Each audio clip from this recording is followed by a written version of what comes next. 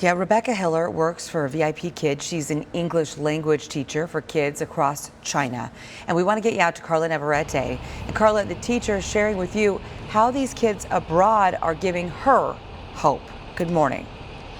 Yeah, good morning to you. Yeah, you mentioned it correctly. Rebecca Hiller sees an average of about 10 students a week, and she sees them for about 30-minute sessions. She tells us this morning that her connection with her Chinese students at this time of COVID-19 is very much an emotional one. Is it a beautiful day in Shanghai?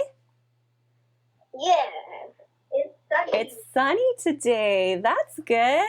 Are there clouds in the sky? Out of her Peoria home, Rebecca Hiller builds virtual relationships with her students in China as she teaches them to read, write, and speak English. Okay, your turn.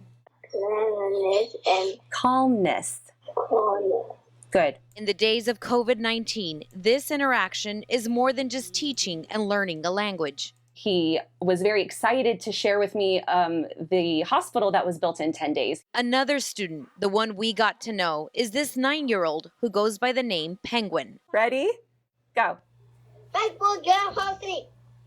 Wow, so fast. Look, Penguin, 1.23. At 9 years old, the coronavirus is always on Penguin's mind. Are you drawing the virus? Are you drawing the virus? Yes, I know. You did that last time. At one point during his lesson, Penguin turns the camera to show us the densely populated city. It's been 2 months since Penguin has stepped foot at his school. Social distancing is still very much a part of life. They are not back in school, but their parents are going back to work slowly. They are some places you are able to go to restaurants, but you have to sign in. Leave your contact information when you go to a restaurant. They are still making you sit 6 feet apart, but that way they can trace back if there's a positive case that came to that grocery store or that restaurant. On this day, Penguin was a few minutes late to class. Were you playing outside?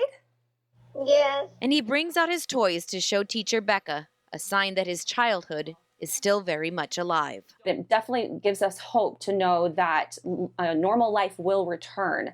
We just have to be patient, listen to our leaders, help one another. And yet a future uncertain, both in China and here at home. Will you go to school next year? I don't know. You don't know.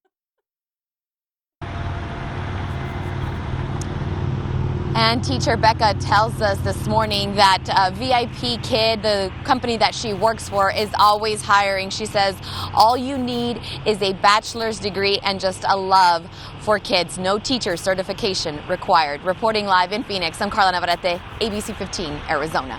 You see that, you see Penguin grabbing that toy and you realize, right, the innocence of children and the way they can give us hope, but just by watching them live their everyday lives. Carla, thanks for that story and that perspective. We appreciate it.